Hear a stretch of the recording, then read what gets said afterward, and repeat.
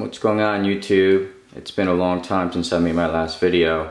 I've been getting some PMs from my new subscribers asking me if boa constrictors are a good pet or even good for beginning snake keepers.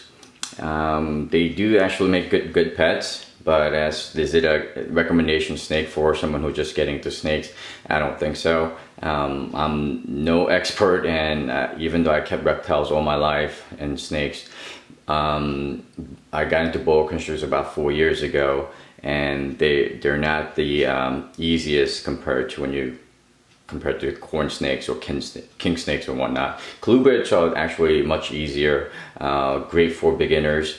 I don't have any experience with ball pythons, and we do have one corn snake that we got about 2.5 years ago from my son, and that's actually a great beginner snake.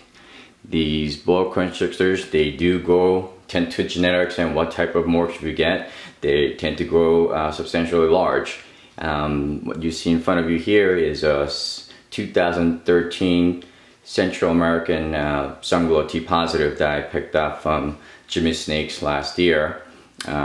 This little boy is born in last July, so close to a year old, but Central Americans tend to stay pretty small. So if you want a boa constrictor that's going to stay a little bit smaller than the regular size, Central Americans are the way to go.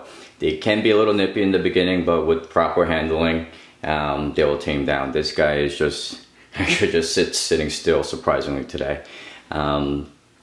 And I'll take out the 2011 Central American animal right now to give you a little bit of a size comparison, because they do tend to stay pretty small.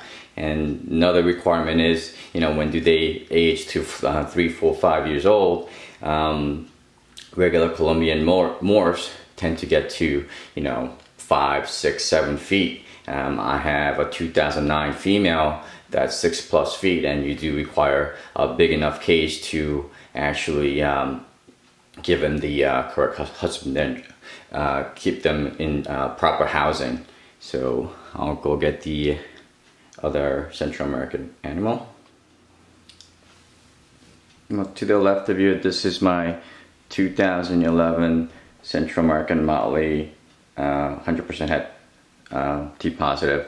As you can see, there is a substantial difference. Oh, she's getting out of the tub. And this girl, even though she's a 2011 animal, she's substantially smaller than my other Colombian morphs.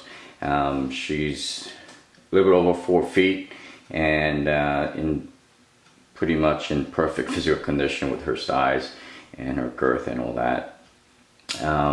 So there's a big difference between these two. So if you guys want something that's very small, they will start at that male size on the right there, but obviously the male is gonna stay smaller than the female. So if you want something small, get a male, and that'll be a good size.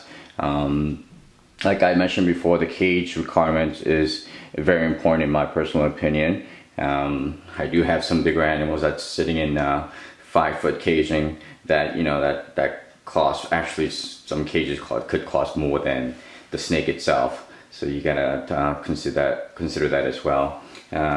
Feeding these guys, the rodents, when you have 1 or 2 animals, getting out of the pet store shouldn't be that bad. But when you do have multiple snakes, when you order from the breeders in bulk, it could get costly too. And you got to think about all the heating requirements, humidity requirements for these snakes to give them proper care. I'm gonna be taking out something that's slightly bigger than these two to show you guys a different comparison. Here's my 2011 Paradigm female. So this girl is probably about 5.5 feet now. Just compare this animal, and this is a Colombian morph. Compare that to that little boy who's probably about, I don't know, maybe 20 inches or so. So it's substantially different. Again, I mentioned before, the males will stay small. I have some males that's 2011, and they're not as big as this female here. So this is my paradigm. She just probably won't stay still. So I think a lot of people get into snakes, not just boa constrictors, but any snakes, in fact, that they think it's so cute when they're that size, and that male is not moving much at all today.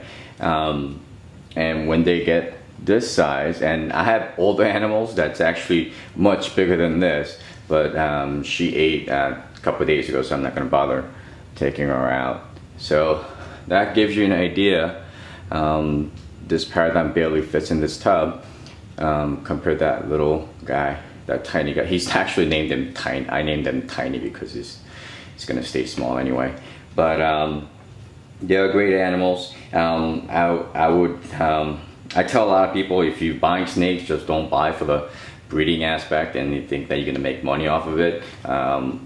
If you have healthy animal, nice collection, whatnot, once you do breed, and I'm sure they will sell, but when you offset the cost of the caging requirements, the feeding requirements, the electricity you're going to be spending, and there's dozens of other reasons that it's probably going to offset it.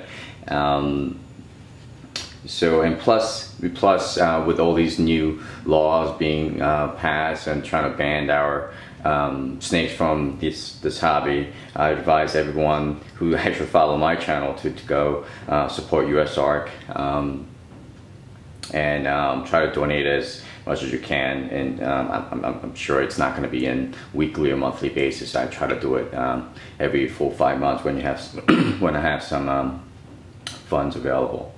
So, just a little update. Just I think it gives some of my viewers the potential size difference that these guys could get. There's another look, and this little guy here. See if I could put it on top. Yep, come on, bud. There you go. Ooh.